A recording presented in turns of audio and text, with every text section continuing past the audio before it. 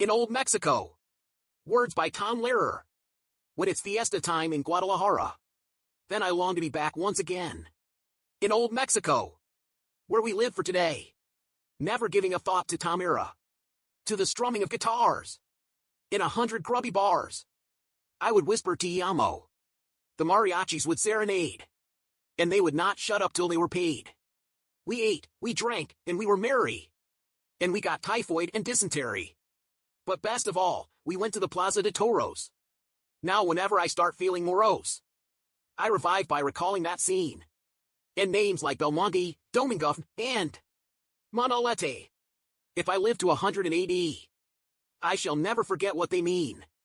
For there is surely nothing more beautiful in this world than the sight of a lone man facing, single-handedly, a half a ton of angry pot roast. Out came the matador, who must have been potted or slightly insane, but who looked rather bored. Then the picadors, of course, each one on his horse. I shouted OLI every time one was gored. I cheered at the banderilleros display as they stuck the bull in their own clever way. For I hadn't had so much fun since the day my brother's dog Rover got run over. Rover was killed by a Pontiac, and it was done with such grace and artistry that the witnesses awarded the driver both ears and the tail. But I digress. The moment had come. I swallowed my gum. We knew there'd be blood on the sand pretty soon. The crowd held its breath, hoping that death would brighten an otherwise dull afternoon. At last, the matador did what we wanted him to.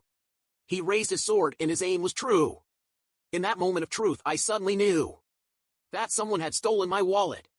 Now it's fiesta time in Akron, Ohio. But it's back to old Guadalajara I'm longing to go. Far away from the strikes of the A, F, of L, NC, I, 0. How I wish I could get back to the land of the wetback and forget the Alamo in Old Mexico. OLA.